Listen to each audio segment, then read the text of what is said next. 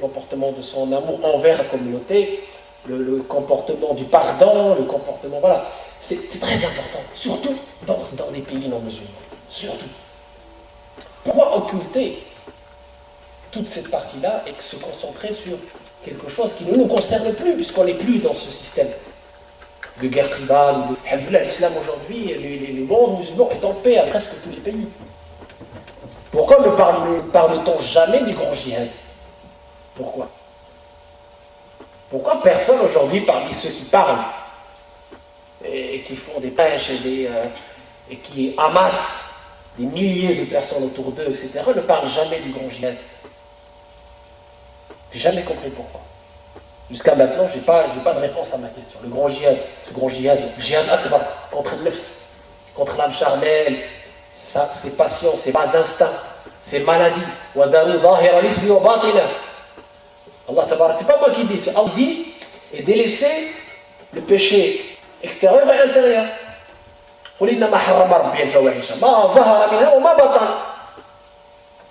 On sait les fawahish, les grands péchés que Dieu a interdits, et les péchés extérieurs, on le sait. La fornication, le vin, etc. Tout le monde le sait. Mais les péchés intérieurs, qui s'intéresse à ces péchés? Pourtant, le Coran nous dit les maladies du cœur, l'ostentation, l'orgueil, la vanité, la haine, c'est des choses horribles. C'est des grands péchés aussi. On n'en parle presque jamais. Vous avez entendu des prêches autour de vous qui parlent de cela? Rare. Pourtant, ça a été appelé par les savants le grand djihad. Al-jihadul akbar. Pourquoi le grand djihad? En contraste avec le petit djihad. Pourquoi les ulama l'ont appelé le grand djihad? C'est pas pour rien. C'est parce qu'on est en train de combattre deux ennemis invisibles.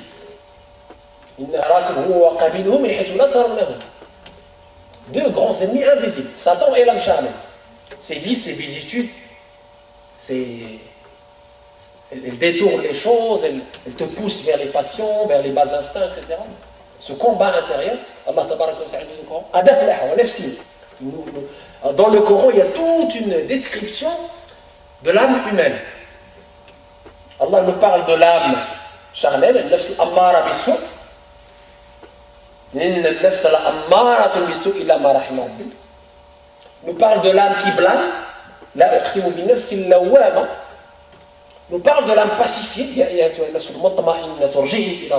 donc il y a bien des strates, des états de l'âme, et des stations de l'âme. Et il nous dit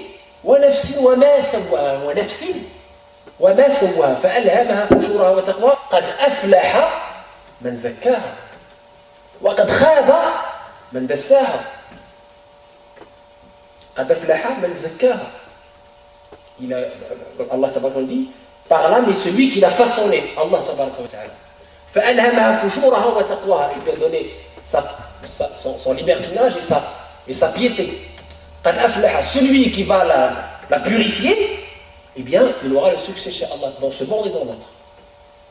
Et celui qui la néglige, celui-là, eh bien, il aura perdu, il aura tout perdu. Très important. Et dans un autre verset,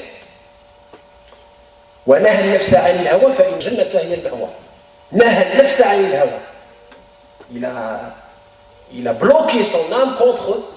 C'est pour ne pas qu'elle cède aux passions, qu'elle cède à sa nature argileuse, à la nature argileuse de l'être humain qui le pousse vers les bas instincts. Les instincts, ce qu'on appelle les instincts animaux. On a cette double nature. L'argile et l'honneur d'Allah tabaraka wa ta'ala, cette lumière qu'Allah tabaraka wa ta'ala a soufflé dans l'argile pour donner cet humain privilégié par Allah. On a privilégié l'humain. C'est de ce verset-là que les grands savants de l'islam déduisent l'humanisme. Qui dit ça? L'humanisme vient du corps. Il n'a pas dit les musulmans, les juifs. On a privilégié, honoré les fils d'Adam. كرمنا بني آدم وحملناهم في البر والبحر ورزقناهم من الطيبات وفضلناهم, on les a préférés على كثير ممن خلقنا تفضيلا. Vous voyez l'honneur qu'Allah a donné à l'être humain. Et certains se permettent de se tuer, ou de donner la mort, ou de se faire du mal, ou de faire du mal à autrui, etc. Donc voilà un sujet effectivement qui mérite à lui seul plusieurs conférences. Et donc pour peut-être terminer, parce qu'effectivement on peut parler de pas mal de choses. Pour terminer sur cela, l'imam Malik, pareil, à la mosquée de Médine, il a donné sa science. Hein. Quand il venait à la mosquée de Médine donner la science là, où aussi Omar avant lui s'asseyait, etc., il mettait ses plus belles habits, ses plus beaux parfums, et la science du prophète sallallahu, il l'a divulguée, il l'a enseigné dans cette noble mosquée, etc. Et donc, de tout temps, nos mosquées, à travers le monde musulman, ont eu ce rôle éducatif, religieux, social, humanitaire et aussi de jihad, puisque la terre de l'islam a été défendue à partir des mosquées. C'est pour ça que quand les colons sont venus dans nos terres, la première chose qu'ils ont fait, c'est qu'ils ont essayé de détruire ou de neutraliser les mosquées, parce qu'ils savent que le secret de la grandeur de l'islam, le secret de la force de l'islam, il est là. Et donc il y a eu neutralisation de plusieurs mosquées. Enfin, je ne vais pas revenir sur des détails historiques très douloureux, mais c'est un fait. Effectivement, les mosquées de tout temps, ils avaient ce rôle, comme j'ai dit, éducatif, etc. Le rôle aussi de l'arbitrage, puisque l'imam arbitrait entre des tribus, ramenait la paix entre des tribus. Comme je dis, dans les familles, c'était un grenier. Pendant les djihads, les gens, c'était un rassemblement pour justement motiver les troupes, distribuer les armes, etc., entraîner les gens, etc. C'était une espèce de ribat, on appelait les ribats, etc. Donc tout ce rôle-là, et politique aussi, quand il y avait une vacance au niveau du pouvoir central, une faiblesse au niveau du pouvoir central, les mosquées organisaient le retour à la normale, le retour à la stabilité, petit à petit, etc., grâce aux savants référents qui étaient là pour amener cette sagesse, amener cette stabilité, cette paix, cette sécurité dans chaque village, dans chaque cité, à travers les mosquées. Une des mosquées les plus importantes, la mosquée de Qarawiyyin. Elle a été construite en 242, 2e siècle de l'Hégire, 857 de notre ère. Très importante. Par qui? Par une femme. Fatima al-Fihriya. Avec quel argent? Avec l'argent de sa dot. Eh oui, qui va faire ça aujourd'hui? Est-ce que vous savez que Qarawiyyin, la Fès, c'est la plus ancienne université du monde, avant toutes les universités européennes, avant tout. La plus ancienne université du monde, encore en activité. Encore en activité. Al-Qarawiyyin. Vous pouvez la visiter jusqu'à maintenant, elle est à Fès. Construite par une femme, Fatima, retenez ce nom, Fatima al-Fihriya. Grâce à sa dot. Eh oui, vous voyez les femmes de quoi elles sont capables. Et cette mosquée-là, elle a vu les grands savants, Ibn Khaldoun, Ibn Rushd, les grands savants sont passés par là. De l'Orient et de l'Occident, de l'Andalousie, et même les non-musulmans. Ils ont eu leur science, leur initiation dans les grandes disciplines al-Qarawiyyin. J'ai retrouvé même Martout, un manuscrit d'une thèse en médecine qui a été faite au 7e siècle. Al-Qarawiyyin. Eh oui. Médecine. Pour dire que ce n'était pas seulement les sciences religieuses, c'est aussi les autres sciences humaines, physiques, etc. Il y a des cercles de sciences, etc. Donc cette importance de la mosquée, elle est pas seulement un lieu de prière, elle est aussi une université, elle est aussi un lieu de défense de nos valeurs, un lieu identitaire, un lieu socio-éducatif, socio-économique, un lieu où effectivement les cercles de sciences prospèrent et effectivement le nom d'Allah est glorifié, et c'est très important. Si on voit aujourd'hui l'état des lieux dans nos mosquées ici, on voit malheureusement, à part des exceptions bien sûr, on voit malheureusement le problème de gouvernance, très important, c'est-à-dire le financement, etc. On voit malheureusement les problèmes d'intention. J'ai parlé du Masjid Berar, c'est pas pour rien. On voit malheureusement qu'il y a beaucoup de mosquées, je le dis comme je l'ai vu par mes propres yeux, comme j'ai pu en témoigner, qui sont devenus, excusez-moi du terme, des machines à sous, où certaines personnes s'enrichissent de façon abusive, sans aucun intérêt. On a plus de 3800 mosquées en France. Est-ce que toutes ces mosquées sont légitimes? Est-ce que toutes ces mosquées remplissent le rôle qu'ils doivent remplir? Quel est leur impact sur notre société, sur nos enfants? Est-ce que parmi ces mosquées-là, il n'y en a pas celles qui contribuent à nuire irréversiblement à l'image de l'islam? Est-ce que les gens qui dirigent ces mosquées sont compétents? Est-ce qu'ils sont des ijaza? Parce qu'il faut différencier en islam la fonction d'imam avec la fonction de savant. Un imam, c'est pas un savant. On peut diriger la prière des gens sans pour autant être imam. Le Hachemodi, chanton l'imami, Vakaron, Moklafou, Ajid al-Arkani, Wahkoum al-Yarifou. Waghairi Fisrin, Ounahin, Moktida. Khlas, c'est tout. Et ça, les conditions de l'imam, c'est ça. C'est juste savoir diriger la prière et ne pas être un pervers. Khlas, c'est tout. Donc on peut être imam, mais pas savant du tout. Et les gens aujourd'hui se dirigent vers des imams pour poser des questions, et bien ils les égarent et ils s'égarent aussi. Parce qu'ils ne se sont pas adressés aux bonnes personnes. Être imam ne veut pas dire être savant. Être savant, il y a des conditions. Il y a des ijaza. La science religieuse, c'est une science précieuse, profonde. Il y a des conditions. Je parle aussi aux étudiants de l'Institut Razali, ils les connaissent, des formations des imams et des aumôniers. Ils connaissent. Il y a des conditions de la fatwa. Pas seulement connaître le Coran par cœur ou pas seulement connaître les hadiths, c'est connaître des règles, Nasir al-Mansour, comme Mutashabih, les conditions de transmission, le matn, sanad, le détaillé, le hadith qui concerne un contexte précis, le khas ou le hadith qui concerne un contexte général. Il y a des subtilités. Si vous n'êtes pas savant, vous allez égarer les gens. Vous allez interdire ce que Allah a autorisé. Et vous allez rentrer dans le verset du Coran où Allah ta'ala nous dit وَلَا تَقُولُوا لِمَا تَصِفُ أَلْسِنَتُكُمْ كَذِبًا هَذَا حَلَالٌ وَهَذَا حَرَامٌ لِتَفْتَرُوا عَلَى اللَّهِ الْكَذِبَ إِنَّ الَّذِينَ يَفْتَرُونَ عَلَى اللَّهِ الْكَذِبَ لَا يُفْلِحُونَ. Mentir sur Allah, c'est pas mentir sur une autre. Mentir sur Allah, c'est le plus grave péché qu'on peut commettre. Le plus grave péché qu'on peut commettre, c'est mentir sur Allah. Et quand vous interdisez ce que Allah a autorisé, vous êtes dans le mensonge sur Allah. Et c'est ce qu'on voit aujourd'hui.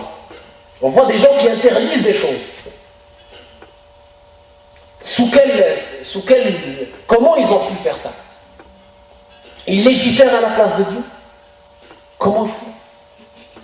Est-ce qu'ils ne doivent pas craindre Allah, craindre son jugement? Même le prophète sallallahu alayhi wa sallam, il n'a pas osé interdire ce que Allah a autorisé. Allah tabaraka wa ta'ala lui a dit dans Surat At-Tahrim, Ya ayyuhan nabi, lima tuharrimu ma ahallallahu laka tabtaghi mardata azwajik. Pour nous donner un exemple, une leçon. Il a dit, pourquoi, ô prophète de l'Islam, c'est Allah qui s'est adressé à son messager de la façon la plus douce. Il lui dit, lima tuharrimu ya Muhammad. Pourquoi tu interdis ce que Allah t'a autorisé? Donc cette fonction n'a même pas été donnée au prophète. Et on voit certains des imams aujourd'hui dans certaines mosquées qu'Allah les guide, ils interdisent des choses. Ils nous interdisent plein de choses. Ils font vivre la communauté, les jeunes musulmans, surtout les jeunes convertis, dans une situation difficile, délicate et dans une situation désagrégée. Loin de la réalité, loin du contexte, loin du bon sens. On voit je ne vais pas citer les exemples, j'en ai plein. Des interdictions que j'ai entendues. Au début, je croyais que c'était de la science-fiction. C'était un film, on m'a rapporté des choses. C'est grave, c'est très grave. On voit la vie de quelques convertis, elle est devenue impossible. Ils ne peuvent pas vivre. Ni ici, ni ailleurs. Même dans les pays comme le Maroc, l'Algérie, la Tunisie, ils ne peuvent pas vivre. Ils ont quitté leur boulot, parfois même ils ne parlent plus à leurs parents. C'est incroyable. Donc il y a danger. Il y a danger. Donner un pouvoir à des imams qui n'ont fait aucune étude, qui ne connaissent pas du tout les règles, ni de la science, ni des convenances. Ils n'ont ni la science, ni la sagesse, ni le scrupule. Ils ne craignent pas Allah. Ils sont là que pour ça. C'est tout. Ils remplissent les poches. C'est tout. Il y en a beaucoup, malheureusement. Et c'est grave. Donc il faut que les gens de science se révoltent contre ça. Il faut une réforme de nos mosquées. Pour que nos mosquées soient des lieux apaisés. Des lieux où on enseigne la religion de Dieu. Et non pas on embrigade les jeunes. Et non pas on appelle à la haine. Et non pas on appelle à la désintégration. Il faut que nos mosquées reviennent à leur rôle historique de paix sociale, d'amour fraternel, de valeur ajoutée. Il faut que nos mosquées enseignent à nos jeunes comment se comporter avec les non-musulmans dans cette ère du non-islam. Comment le prophète sallallahu alayhi wa sallam s'est comporté avec les juifs. Comment le prophète sallallahu alayhi wa sallam s'est comporté avec les chrétiens. Comment le prophète sallallahu alayhi wa sallam, notre modèle, s'est comporté avec les polythéistes. Comment le prophète sallallahu alayhi wa sallam s'est comporté avec ses propres ennemis. Comment le prophète sallallahu alayhi wa sallam s'est comporté avec sa famille. Comment il a demandé à certains compagnons qui avaient des parents non musulmans de les respecter. La sagesse avec les parents, même s'ils sont de des religions différentes. La relation avec l'épouse. Tout cela, les mosquées d'aujourd'hui, on ne voit rien. Malheureusement. C'est dangereux. On va où? Donc, première condition, c'est les encadrants de la mosquée, ils doivent eux-mêmes être encadrés. Eh oui, très important. Ils ne doivent pas juste remplir les poches et remplir les trucs et on construit des mosquées, on construit. Ça ne sert à rien de construire des mosquées si vous n'avez pas les moyens humains. Le scrupule, la crainte d'Allah pour encadrer ces jeunes qui rentrent, qui vous font confiance. Qui vous font confiance. Et vous les mettez dans des situations difficiles. Et vous les égarez. Vous aurez des comptes à rendre auprès d'Allah. Eh oui. On en a même entendu des entre guillemets imams qui ont des abus. Moi-même, je l'ai vu. Qui ont des villas, au bled, etc. Enfin bon. C'est très dangereux ce qu'on est en train de vivre. Et je reprends le terme que j'ai utilisé, le problème de gouvernance. On n'a pas aujourd'hui un vrai organe central, écouté, qui va organiser tout cela.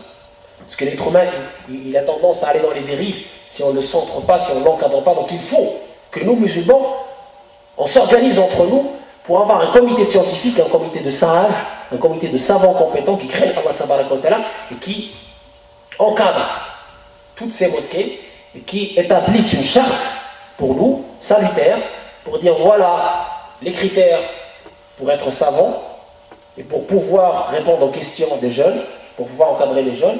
Voilà les critères pour construire une mosquée. Voilà le programme qu'on vous propose pour une mosquée, les cours, l'éducation de nos enfants. On en a besoin de l'éducation de nos enfants. L'école laïque républicaine aujourd'hui n'enseigne pas la religion. Comment mon enfant il va apprendre la religion? Ça va lui descendre du ciel? Pas du tout. Si personne ne lui apprend la religion, on va revenir à l'islam des caves et des garages. C'est une secte qui va l'endoctriner et l'envoyer vers, entre guillemets, ce qu'ils appellent le djihad. Il est perdu après. Il ne sait plus. Donc si on n'encadre pas, si on n'anticipe pas par un encadrement venant des instances religieuses, notamment les mosquées et les écoles musulmanes, qu'on doit œuvrer pour en avoir encore plus, parce que c'est très important, l'éducation, j'ai mis l'accent sur l'éducation, sur l'enseignement, c'est le point de base pour une civilisation. Un manque d'enseignement, c'est un peuple qui n'existe pas. On n'a pas de poids, on n'a pas de lobby, c'est pas pour rien, c'est parce qu'on est sous-éduqué. C'est parce qu'on n'a pas aujourd'hui d'intérêt pour la science. Il faut faire notre propre autocritique. On n'est pas assez dans la science, on n'encourage pas la science, on n'encourage pas la création de ces instances, et il est urgent de créer une instance qui organise tout ce travail et qui soit composée de gens indépendants, qui ne dépendent d'aucun pays, qui ne dépendent d'aucune idéologie, qui œuvrent pour l'islam, pour la communauté, et non pas pour leur groupe ou leur intérêt personnel ou régional. Très important, on va voir ce comité de savants, de sages qui organisent les choses pour revivifier les rôles des mosquées, notamment le rôle d'enseignement, le rôle d'encadrement et aussi le rôle du dialogue interreligieux. On est en France, mes frères et sœurs. On n'est pas en Arabie Saoudite. On a des non-musulmans autour de nous. Il faut revenir à ce rôle de dialogue interreligieux. Il faut organiser mensuellement des rencontres avec les autres. Mensuellement, ou en tout cas régulièrement, des rencontres avec les autres. C'est un message que je lance à tous les encadrants, à tous les responsables sincères qui craignent Allah tabaraka wa ta'ala. Revenir à notre belle religion, revenir au comportement de Sayyidina Muhammad sallallahu alayhi wa sallam, revenir à ce qu'il a fait, revenir au rôle premier des premières mosquées de l'islam. Lire votre propre histoire. S'imprégner de ce qu'a fait le prophète sallallahu alayhi wa sallam, de ce qu'a fait ses compagnons dans les premiers temps, dans les temps de gloire des musulmans. Le dialogue interreligieux, c'est important. Échanger avec les autres, créer un dynamisme. Les jeunes, alhamdoulilah, c'est pas ce qui manque. Le temps, les étudiants, alhamdoulilah, ils ont le temps. Les salles, la preuve, vous en avez. Mais ce qui manque, hein, vous voyez, hein, c'est les hommes, c'est les personnes intéressées, c'est la soif pour la science. Mais je crois à une locomotive. Il faut avoir une locomotive. Cette locomotive, elle doit élever le débat. Elle doit aller vers le haut. On ne doit pas redescendre sur les débats futiles. Lui, il est algérien, lui, il est marocain, lui, je ne lui parle pas parce qu'il est de tel groupe. Lui. Il faut bannir. C'est Allah qui a dit, c'est pas moi. Et le prophète sallallahu dans son serment d'adieu, et je termine avec ça, كلكم لآدم وآدم من تراب لا فضل لعربي على عجمي ولا لعجمي على عربي ولا لأبيض على أسود ولا لأسود على أبيض وفي رواية لأبيض على أحمر ولا لأحمر على أبيض إلا بالتقوى. Le prophète sallallahu a dit dans son serment d'adieu, vous êtes tous d'Adam, votre père. Adam a été créé de terre. Il n'y a pas de privilège d'un arabe sur un non-arabe, d'un noir sur un blanc, d'un blanc sur un noir, si ce n'est par la piété et le bon comportement. C'est la seule échelle de valeur reconnue par l'islam. Il n'y a pas d'échelle régionale, il n'y a pas d'échelle ethnique, il n'y a pas d'échelle politique, il n'y a pas d'échelle idéologique. On est tous des frères. Innamal mu'minuna ikhwatun. Les croyants ne sont que des frères. C'est Allah qui nous dit ça dans le Coran. Donc pourquoi créer des divisions? Pourquoi mettre les gens dans des cases? Pourquoi avoir des antennes de pays étrangers qui unissent cette mosquée et de tendance machin, cette mosquée? On est une seule communauté. On a un contexte bien particulier en France. On a des enjeux franco-français.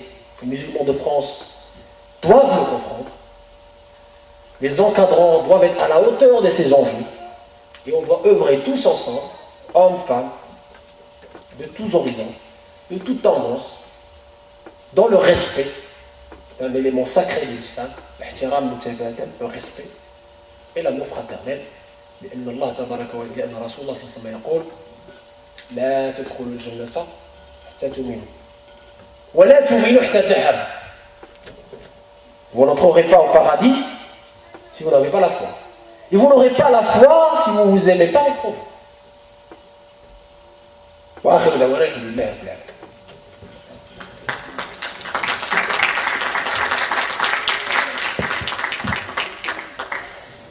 Machallah, tu as fait un baillet, fait une conférence, machallah, sur un sujet qu'on pourra encore approfondir. Machallah, barakallah fik, jazakallah khairan kathira. On espère, Inch'Allah, une deuxième mi-temps, puis une troisième, puis une quatrième. Dans le futur, Inch'Allah, tu as abordé des sujets, Machallah, tels le rôle de la femme, et notamment tu as fait allusion à Sayyidat Fatima qui avait, enfin, je parle non pas de Bint Rasulillah sallallahu alayhi wa sallam, voilà, qui a mosquée universitaire. Exactement. Je l'ai découvert, je crois, l'année dernière, cette risala. Et j'étais agréablement surpris. Mais ce qui est aussi surprenant, et malheureusement, c'est que notre communauté, voilà, comme tu as dit, l'importance du Iqra, je pense qu'il faudrait carrément même une conférence sur Iqra. Qu'est-ce que Iqra? Ce n'est pas que la lecture.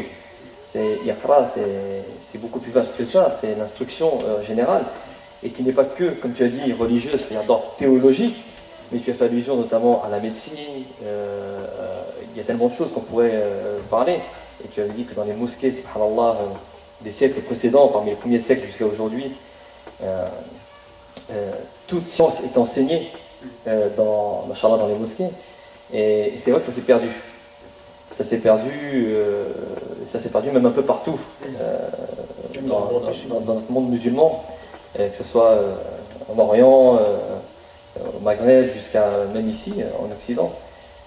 Parce que Khalil, très peu propose justement... Oui, par exemple au Maroc, moi personnellement, il m'est arrivé, quand j'étais encore jeune dans mes études, d'assister au cercle de sciences de Chouyour, ici, dans la grande mosquée. Ici, il y avait les cercles sur la grammaire, ici, il y avait les cercles sur le fiqh, maliki, ici, il y avait les cercles sur le muwatta, ici, il y avait le cercle...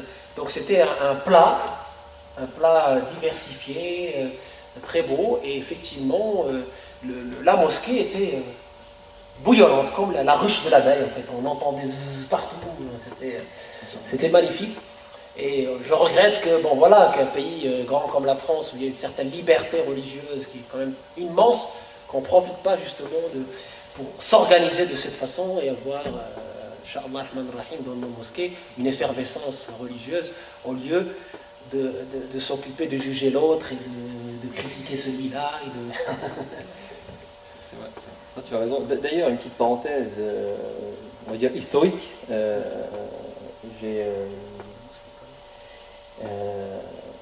Il y a par rapport à l'époque, à la mosquée de Paris, où est-ce qu'ils avaient, lorsque tu avais parlé pendant la période de guerre, etc., puisque nous on est en France, oui. Donc on est des musulmans français, puisqu'on vit en France, sans renier nos origines, nos racines. Mais attention, il y a des convertis, c'est-à-dire il y a des Français de souche également, qui sont français, donc il n'y a pas de... Je le dis aussi pour, on va dire, un certain audimat que tu as l'habitude, que tu connais, pour pas qu'il y ait une mauvaise compréhension, c'est qu'effectivement il y a aussi ces Français de souche. Il faut savoir aussi que par exemple à l'époque de la guerre, notamment ici en France, à Paris, si je me souviens bien, d'un point de vue historique, la mosquée de Paris a accueilli aussi et protégé les juifs qui étaient persécutés à l'époque par le régime nazi lorsqu'il est arrivé. Tout à fait. C'est même écrit sur la mosquée de Paris qu'effectivement le peuple, je pense que l'humanité doit conserver dans ses archives ces gestes-là qui sont quand même très importants dans l'histoire. Cette protection mutuelle des gens de la foi, quelle que soit leur foi. Et que l'islam, c'est pas le refus de l'autre, c'est le respect de l'autre. Tu as tout dit. Sinon, il y a un livre qui est intéressant d'une historienne allemande, avant que je laisse la parole, Inch'Allah, à la sœur Fatouma, concernant les dons, Inch'Allah. Il y a un livre de Sigrid Hunke, qu'on peut trouver notamment aux éditions Albin Michel, qui est très, très, très, très, très intéressant sur l'apport de la civilisation musulmane, c'est-à-dire à l'Occident. Donc le titre s'appelle Le soleil d'Allah brille sur l'Occident. C'est un livre magnifique et je le conseille très très fortement à tout le monde. Ça permet de savoir ce qu'on nous a pas appris, notamment dans les manuels d'histoire scolaire ou même à la maison ou dans nos mosquées. Parce que comme tu as dit, la science elle touche à tout et il faut aller chercher la science même si elle est en Chine. Oui, c'est ça. Le hikmah d'Allatul Mu'min, comme le dit le prophète, c'est-à-dire la sagesse, c'est comme la bête perdue du musulman. Là où il l'a trouvée, il est digne d'elle. C'est-à-dire, le hikmah, il n'a pas de couleur, il n'a pas de religion. Le hikmah, la sagesse, il faut aller la chercher partout. Voilà. Pour ça, nos ancêtres voyageaient beaucoup à la recherche de la science.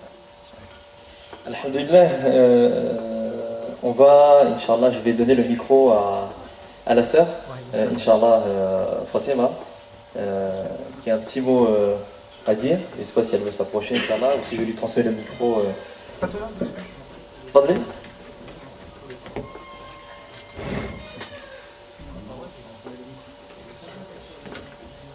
Et ensuite, Inch'Allah, on va aborder rapidement les questions-réponses. Il y aura un petit moment de questions-réponses.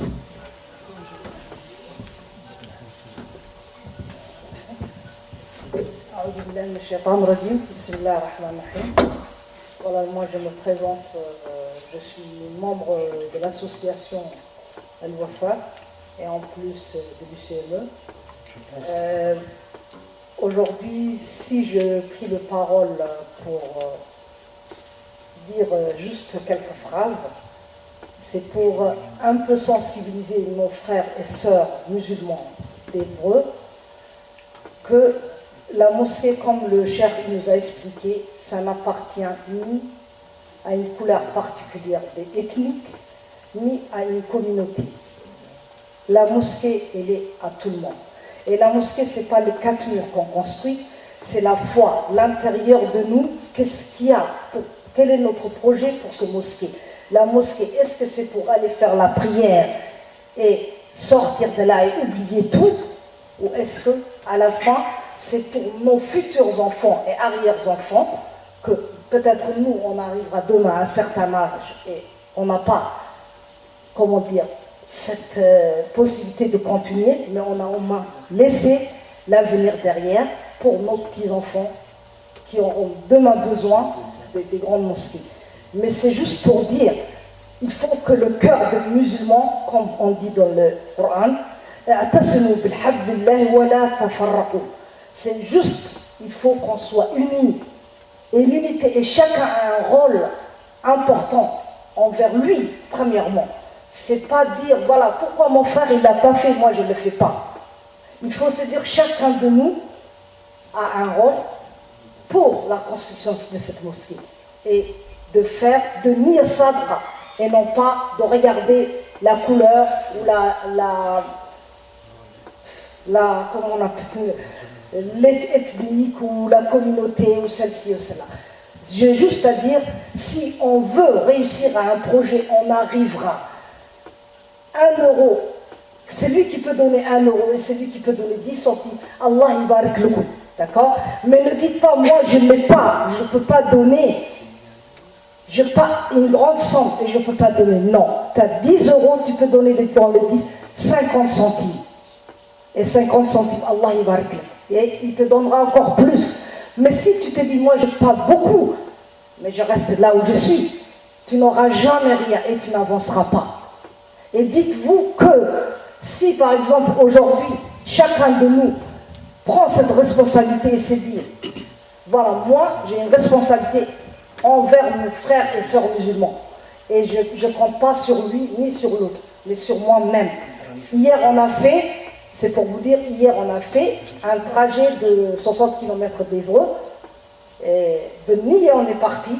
Et personne ne nous a demandé, on a juste dit on vient pour collecter de l'argent pour une construction dans notre ville qui est Évreux 27 dans l'heure.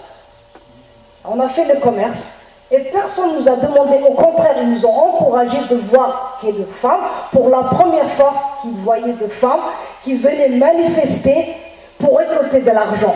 Et ils ont dit qu'on voit toujours des vieux, des grands-pères. Où sont les jeunes? Et on vous encourage. C'est pour ça que je vous dis, chacun de nous a un rôle important.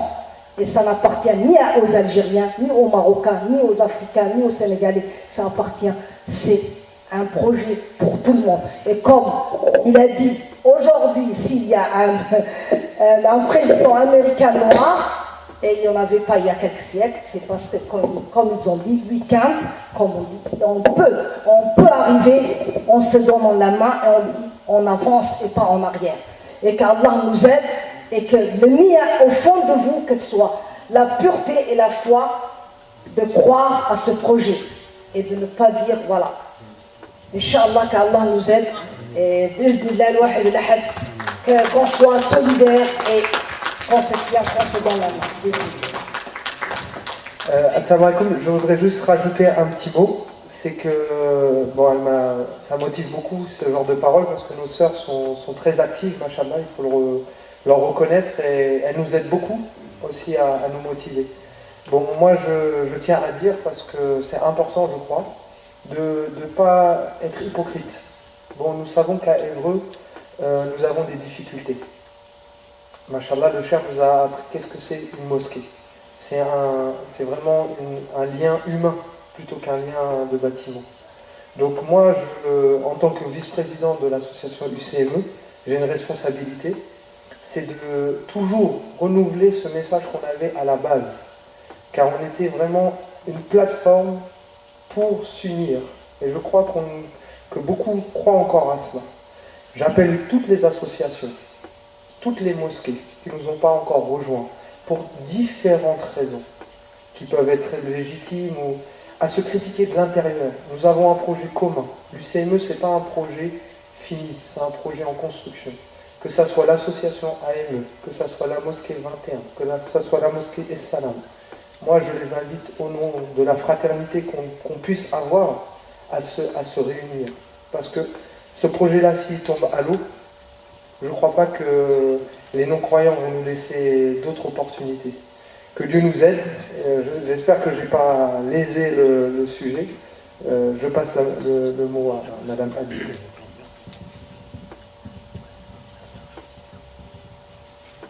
Salam alaikum. Je suis ravie d'être là parmi vous. Je me présente, la présidente de l'association Al-Wafa. Merci beaucoup d'être venu, cher. J'espère que vous reveniez encore une fois. Et qu'il y aura beaucoup de monde. Parce que là, j'ai été vraiment déçue de voir les chaises vides. C'est la qualité, c'est pas la quantité. Oui. Mais j'ai été quand même déçue. Parce que la ville d'Évreux, quand même, on a toujours dit qu'il y a 7000 musulmans dans la ville d'Évreux. Et c'est décevant. Commençons déjà par nous. Et là, je suis vraiment déçue. Déçue, totalement déçue. J'espère vous accueillir dans mon association une autre fois. Et j'espère vous réserver une invitation, Inch'Allah. Et que ça sera, Inch'Allah, meilleur. Et j'invite aussi à tous mes frères qui sont là, qu'ils essaient aussi de communiquer aux autres que cette mosquée est pour tous les musulmans. Et qu'il faut se mettre la main dans la main, se rassembler, car la mosquée c'est un rassemblement. Rassemblement de tous les musulmans. Il n'y a pas de différence entre l'un et l'autre. Et essayons de nous mobiliser. Et à partir de demain, je lance à tout le monde de faire porte à porte pour essayer de collecter de l'argent pour cette mosquée. Je suis prête à partir de demain matin avec mes sœurs. Assalamu alaikum wa rahmatullahi wa barakatuh.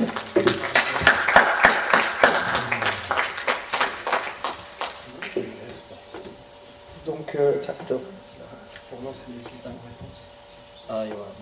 t'aurais pu, j'aurais dû te laisser le micro, parce que tu étais en bas. D'accord, barakallah fik. Inch'Allah, rapidement, on va passer vite fait aux questions-réponses, voir si les personnes ont s'ils ont des questions sur le thème abordé, Inch'Allah. Donc, bismillah, marhaba, le cheikh est là, profitez-en. Voilà, il va.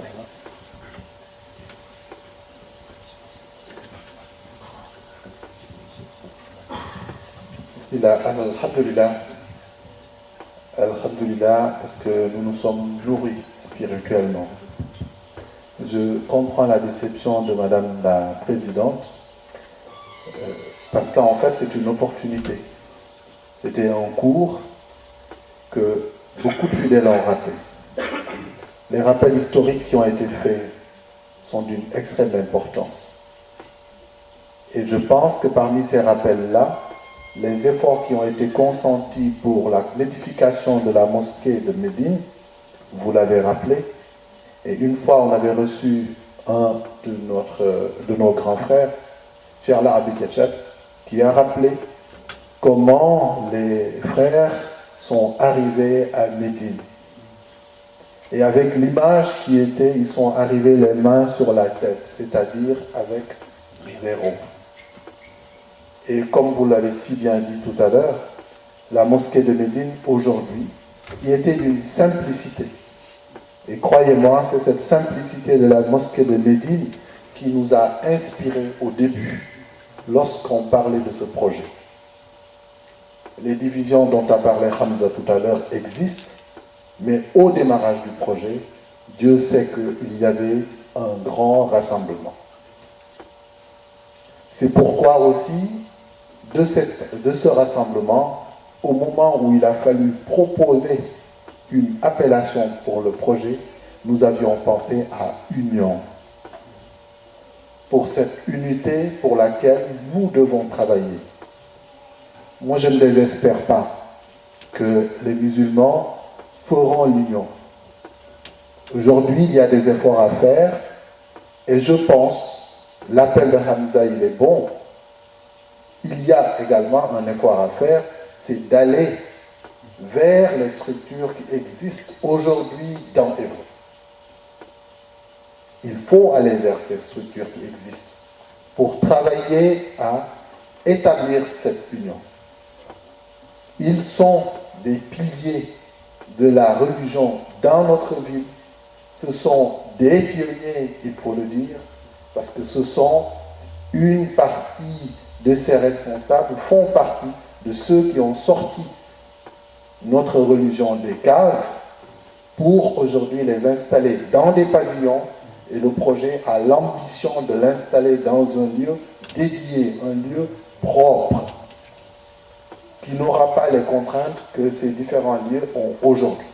Mais c'est d'abord à partir de ces lieux que le travail de rassemblement pourra se faire et s'amplifier. Il faut le reconnaître, aujourd'hui, ce qui a manqué, c'est que le lien avec ces lieux n'a pas été tissé et renforcé. Je pense que c'est un travail que la direction devra prendre en main et aller vers cela pour dépasser tous ces clivages qui a existé jusqu'ici.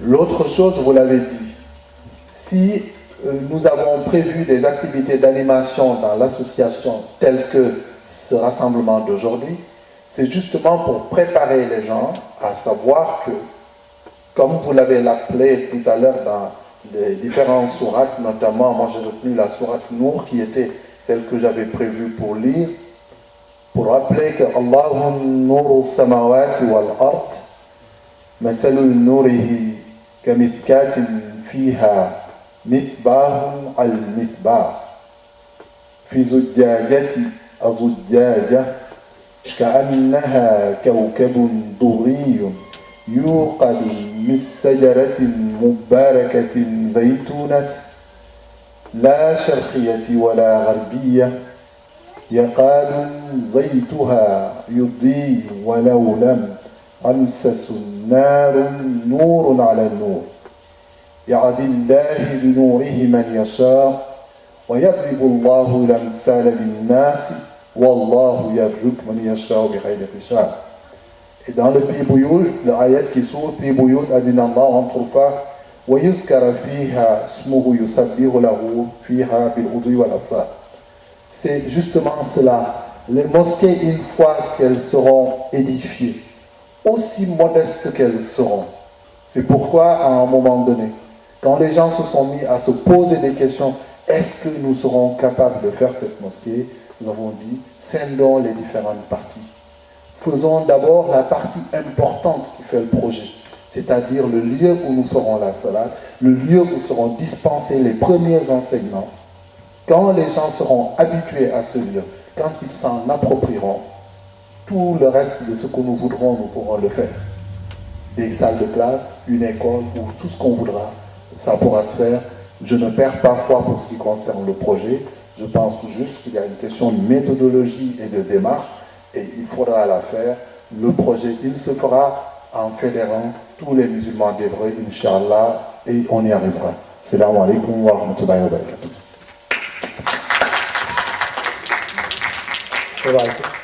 Moi j'ai une question sur ce que vous avez parlé dans votre intervention, sur un collectif de savants qui serait là pour encadrer les encadrants des mosquées. Et je voudrais savoir si c'est juste une réflexion comme ça que vous avez proposée, ou s'il y a déjà eu des appels à d'autres savants qui ont été faits pour aller vers cette possibilité. Sachant qu'en France, il n'y a pas plus désuni que les entre guillemets, les Arabes et en gros les musulmans, avec que ce soit des associations comme le CSCM, l'UOIF, à chaque fois il y a des mésententes, les musulmans ne savent pas qui suivre, comment suivre. Il y a plein de problèmes comme ça. À chaque fois qu'il y a un collectif qui est créé, on a l'impression que c'est un groupe qui est là pour créer une secte de plus, entre guillemets. Et c'est ça le gros problème. Donc ça veut dire que si ce collectif se fait, est-ce que les mosquées vont suivre ce groupe-là, ou est-ce que ça va juste créer une division de plus, alors que franchement je trouve que le projet est très très très intéressant si ça peut se réaliser. Et j'espère que peut-être que vous avez des informations sur une réalisation possible dans le futur. Sans vouloir me vanter le projet, personnellement je ne parle jamais dans le vide. C'est effectivement pour répondre, faire écho aux deux paroles de nos deux frères. D'abord pour la mosquée, ensuite pour l'organisation. En fait, l'erreur, j'ai vécu dans plusieurs régions de France, j'ai vu ce qui se passe en France, en Belgique, en Angleterre, etc. Là où il n'y a pas d'instance publique qui gère l'islam. Là, il n'y a pas l'équivalent du ministère des Habous et des Affaires islamiques qui est là pour protéger cet aspect de gouvernance et imposer une directive qui est parfois salutaire, parfois par rapport aux divergences, qui est parfois salutaire. N'est-ce que pour le ramadan, pour les fêtes, pour ne pas avoir 3 ramadans dans une même région, parfois dans un même bâtiment. Le voisin et le jeune, voilà. C'est très important. Et premièrement, la méthodologie, vous avez parlé de méthodologie, pour construire une mosquée. Avant de construire une mosquée, avant les fuqaha anciens définissaient la grande mosquée, où la prière du vendredi se faisait. Et il y a même des fuqaha qui disaient qu'on ne peut pas construire 2 mosquées dans un même quartier, parce que ça va créer des ambiguïtés, des divergences, pourquoi cette nouvelle mosquée, etc.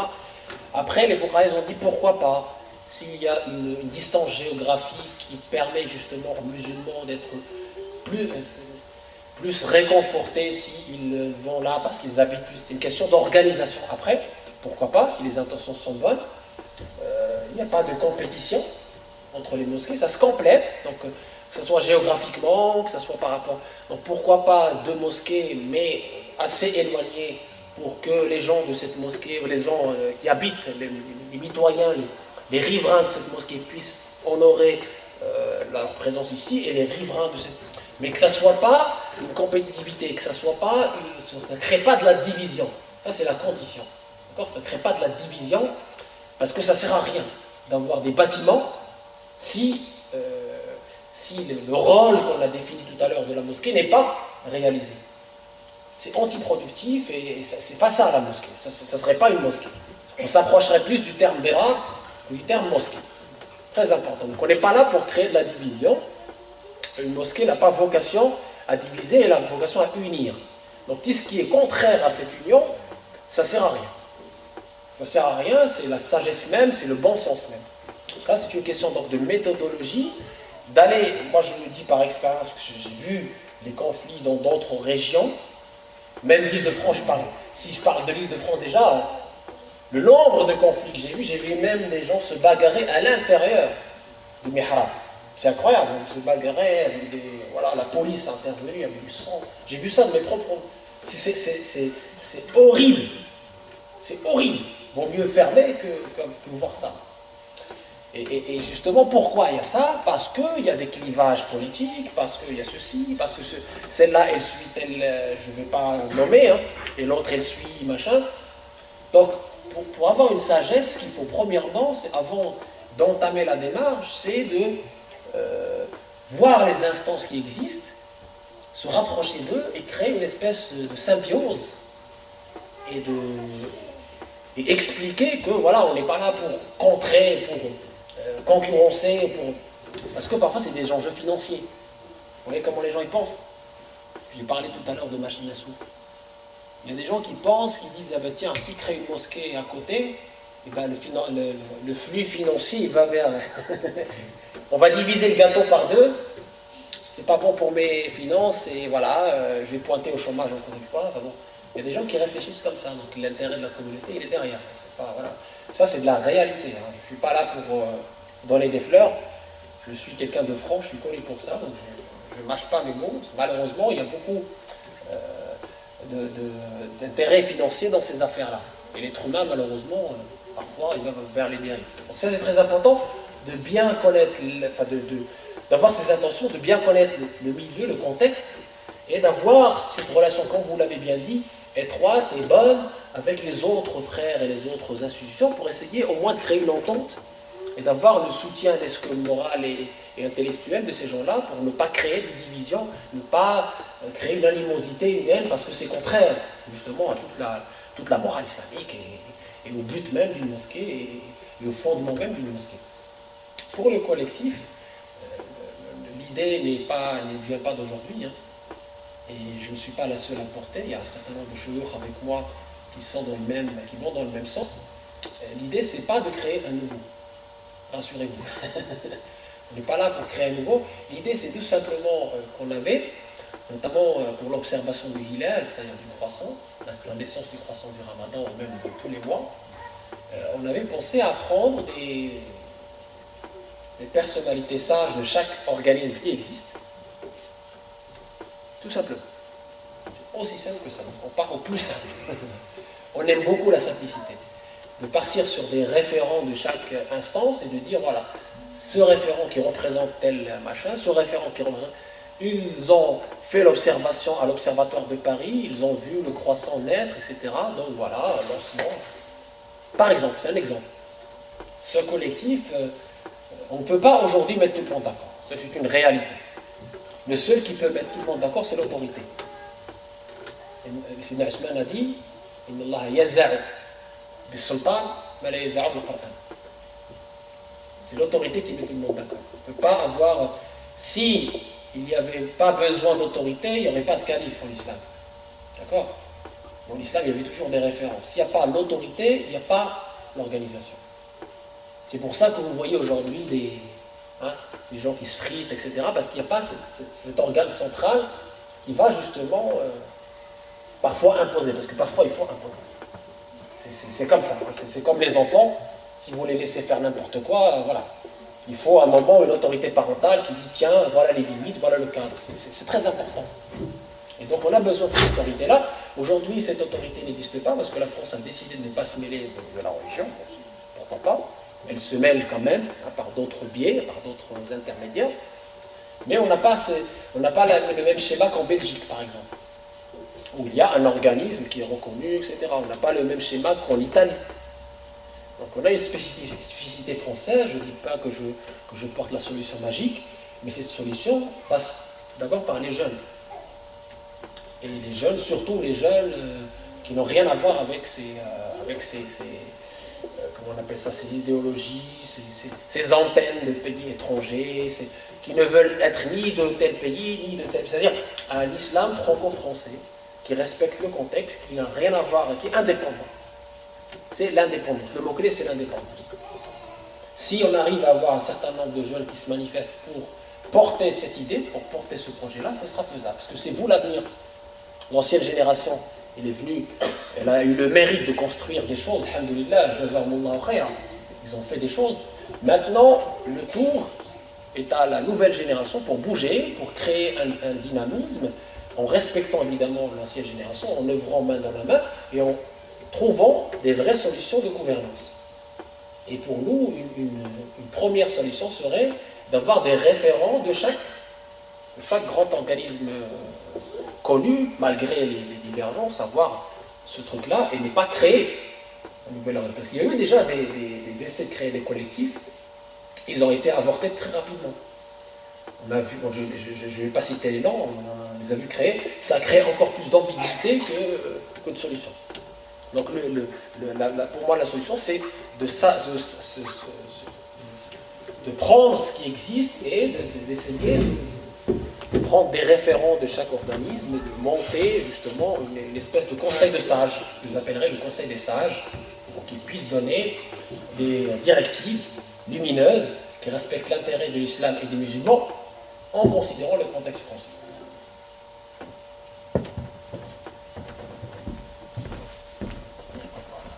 S'il n'y a pas d'autres questions, je pense que... Je peux encore, bi'idillah, prendre une question, comme au niveau du temps, on est, on est limité.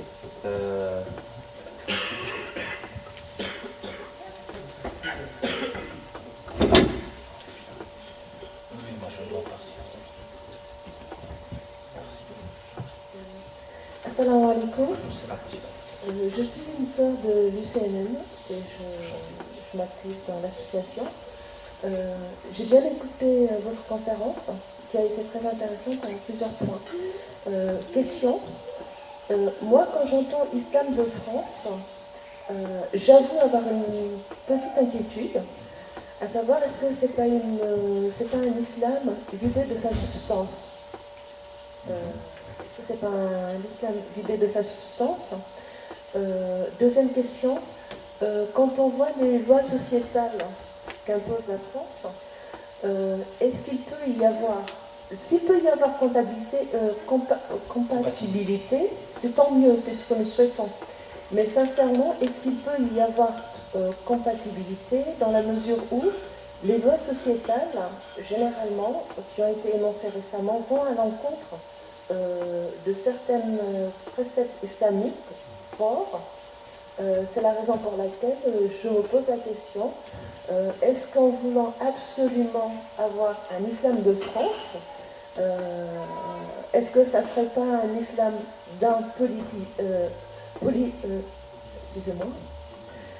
politisé, et d'autre part un islam, comme je vous l'ai dit, vidé de sa substance? Merci pour votre question. Je vous rassure tout de suite, quand j'ai utilisé ce terme-là, je ne faisais allusion à aucune idéologie qui existe aujourd'hui, qui peut-être parle de l'islam de France pour justement justifier des concessions malheureuses. C'est pas du tout le propos. Moi, quand je parle de l'islam de France, je parle d'un point de vue théologique. Parce que c'est quelque chose qui revient chez nos ancêtres pieux et vertueux, le respect du contexte, qu'on appelle l'orf, dans l'école malikite, ce qu'on appelle c'est-à-dire le respect des coutumes et des instants qui ne contredisent pas la religion musulmane, c'est une parmi les sources de juridiction, par exemple dans l'école de Malik. L'imam Malik lui-même avait des fatwas à Médine, des fatwas en Irak qui sont différentes, dans ce qu'on appelle les choses de divergence connue, c'est-à-dire le dhanni thubutu dilala. Donc c'est sur ce schéma de dhanni thubutu dilala, c'est-à-dire les choses à divergence, que se situe l'axe de travail, c'est-à-dire le degré de liberté qu'on a. On ne peut pas, comme vous dites, vider l'islam de sa substance, c'est pas possible. Il n'est pas possible pour nous d'avoir des concessions malheureuses qui vont contre nos valeurs, etc. Comme d'ailleurs les chrétiens, ils se sont manifestés contre certaines lois sociétales. Et on ne voyait pas du tout les musulmans manifester. On voyait plutôt les chrétiens dire que les catholiques notamment donnaient des communiqués. Moi j'ai moi-même signé des communiqués qui passaient de l'évêque contre pas mal de choses, je ne vais pas citer ici, voilà. Et je ne voyais pas de communiqué de l'OIF ni du CNE. Je n'ai pas vu de communiqué, voilà. Donc moi quand j'ai dit l'islam de France, c'est tout simplement un respect du contexte, tant que ce contexte ne contredit pas évidemment notre croyance et notre religion. Je donne des exemples très simples. L'apprentissage de la langue française, la connaissance de la culture et de la civilisation française. Je dis bien connaissance, je ne dis pas autre chose. Connaissance, très important, parce qu'on vit en France, on doit connaître quand même le pays où on vit. Il y a des gens qui sont complètement déconnectés de la réalité. Ils vous parlent comme s'ils étaient en Arabie Saoudite, ou au Yémen, ou je ne sais pas où, etc. La connaissance du contexte est très important pour les musulmans. La connaissance aussi, quand j'entends, enfin je gère le site d'Octrimalekite avec mes frères, quand je reçois des questions de personnes qui ont quitté l'école française en nous disant que l'école française c'est pas honte, on va où? Ça me fait peur, je suis très inquiet. Si tu ne rentres pas à l'école, tu n'apprends rien. Tu deviendras quelqu'un au crochet de la société. L'école, sa vocation première, c'est d'apprendre à lire, à écrire et à compter. C'est très important d'être dans cette école. À défaut d'avoir des écoles musulmanes, ben voilà, on ne va pas priver notre enfant de l'école sous prétexte qu'à l'école, il y a des choses. Il y a l'éducation parentale qui peut protéger notre enfant. Mais on ne peut pas exclure notre enfant de la société sous prétexte que, voilà, un autre exemple, le vote. Il y a des gens qui nous disent, oui, voter c'est la route. Mais alors, si tu ne votes pas, tu n'existes pas. Si tu ne votes pas, tu ne peux pas défendre tes causes, tes intérêts. En fiqh islamique, il y a la règle du moindre des mots. Akhaf dararain. Si vous avez deux candidats, l'un qui va dans l'intérêt des musulmans dans la région, l'autre qui va contre, vous êtes obligé de vous mettre sur celui-là. C'est pas parce que vous êtes d'accord avec lui à son... Non, c'est juste pour une question de bon sens, d'intérêt pour l'islam et les musulmans, de protection de notre cause, de nos intérêts, etc. Et on voit l'absence des musulmans dans pas mal de domaines, on porte des préjudices à notre existence même, et à nos valeurs, et à nos principes.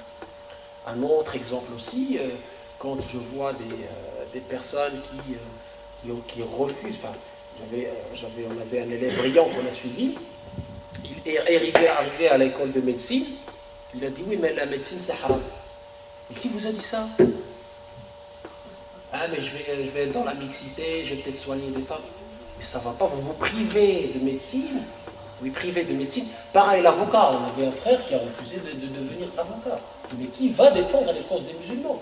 On va encore appeler Pierre, Jacques et François. Pourquoi nous n'avons pas d'avocats musulmans? C'est pas normal. Donc il y a un vrai problème aujourd'hui de compréhension de l'islam.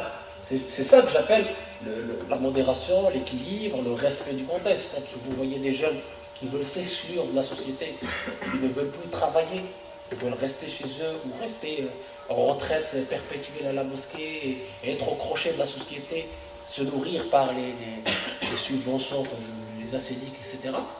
Ils refusaient de travailler soi-disant sous prétexte qu'ils vont travailler pour des non-musulmans. Le prophète lui-même, ça s'appelle Bukhari,